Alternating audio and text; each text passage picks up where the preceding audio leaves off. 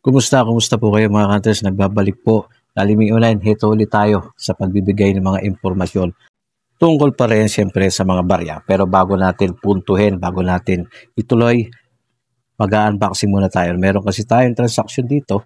Ipakita ko lang sa inyo itong ating mga nakuhang mga barya. Ito, no? Itong ating binubuksan ngayon ay mga freebies ito eh.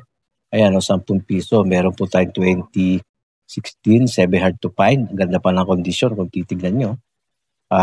Mukhang uncirculated o sabihin natin almost uncirculated. At meron din 2016 dito, maganda rin ang kondisyon. Semi hard to find at meron po dito mga 5 piso na BSP 1999. Medyo mahirap na rin pong hanapin itong mga 99 na ito. Ayan, 1999 din. Ganon din ang isang ito. Year 1999. Ayan, salamat sa freebies sa ating transaksyon na ito. Ayan, so tandaan po ninyo, semi hard to find sa 10 piso, year 2014 at 2016. Ayan, no? May value po yan. Okay, so mapunta na tayo dito sa isang 3 piraso na commemorative. Mga naka-blister pack po ito.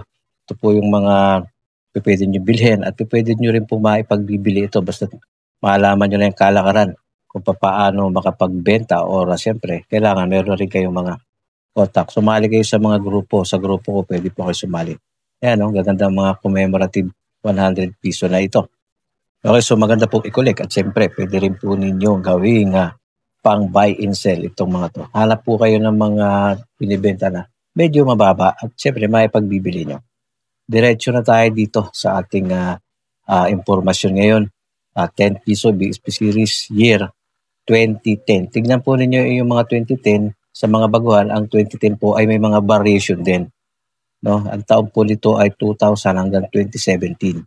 Marami kasing baguhan pa rin ngayon na mga nagtatanong, so dapat kung ituloy pa rin ang pagbibigay ng mga impormasyon sa mga variation sa mga BSP series. Ayan. Titingnan nyo lang, no? Hanapin nyo lang yung end.numista.com para meron po kayong guide kapag gusto nyo pong matuto dito.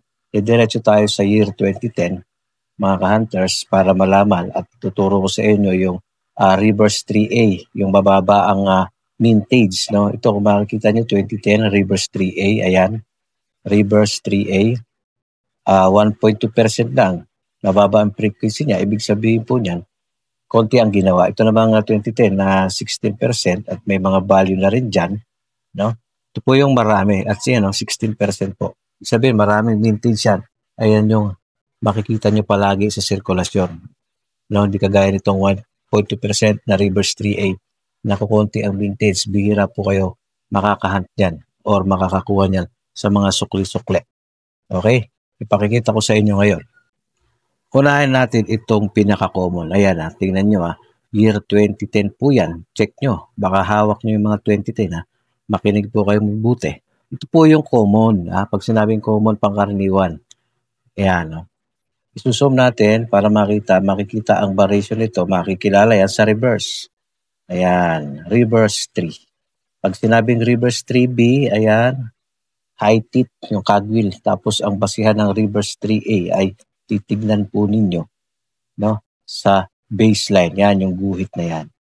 Ito po yung common eh. Pag common, ganyan ang itsura niya. Mababaw yung groove line, mababaw at makikipot, no?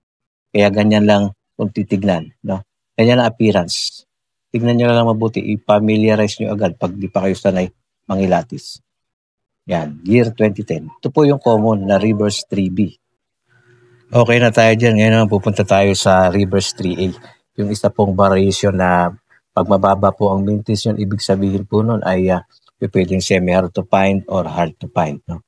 Tatanggalin natin ito sa capsule. Ilalagay ko sa capsule yung mga, siyempre na alam kong mababa ang mintage kasi collectibles na po yan. At balang araw, no, gaganda ang value niya. Kahit naman yan, sasabihin ko sa inyo mamaya yung value nito. Ito siya, 2010. No? Nasa extreme defined condition pa ito. Okay, tingnan natin yung reverse. Sa reverse kasi makikilayan. Ito tong mga reverse 3A, pag sinabing 3A, no, ayan ang kanyang katangian. No? Wala tayong pag-uusapan sa star, pareho lang yan. Pero yung groove line niya, no, malalim at malapad. Malalim na malapad yung groove line. Kaya obvious na obvious pag tinignan mo ng ganyan. Diba? Ayan, no. malalim yung groove line. Yan, ibig sabihin niya, variation niya, magkaiba po ng die yan, kaya nagkapareho. Meron po tayong isa dito na 2010 din na ang kondisyon ay halos na nasa almost uncirculated kasi mapapansin mo pa yung luster nito kahit sa reverse, di ba? So, ayan ang reverse 3A. Ko-compare natin yan dito sa mas maganda ang kondisyon. Ayan siya. Tingnan niyo mabuti sa mga baguhan. Nasa taas yung reverse 3B. Ito yon, yung common. Ayan, reverse 3B. Hindi obvious ang mga groove line. No? Kumpara dito sa reverse 3A na obvious yung mga guhit, malalim at malapad. Compare dito na singkit lang. Dito, kumbaga sa mata mas malaki yung mata nito. Okay? Kita nyo naman agad. No? Pati yung die, kumbaga mas makapal, mas embossed. Diba? Ibig sabihin po niyan, magkaibang ang variation yan. Kaya hindi magkapareho. Okay? Kita nyo na po yung pagkakaiba, lalo sa mga baguhan natin. Titingnan nyo mabuti para matututo po kayo. Ayan, so ang tanong, magkano pwede maging value ng reverse 3A na ganyan ang kondisyon? Ganito kondisyon, pwede nyo na pong i-offer yan ng 250. Ayan, ang possible at pinakamalapit na value sa ngayon itong mga reverse 3A kapag almost uncirculated. Siyempre, kapag hindi kaganda ng kondisyon, mas mababa sa 250. O, di ba? So, meron na tayong idea. Kilalanin niyo at alam niyo na rin ang value nitong 2010 reverse 3A. Parang semi-hard to find, no? Okay mga kantres, salamat po hanggang dito na lang. Hanggang susunod. God bless po.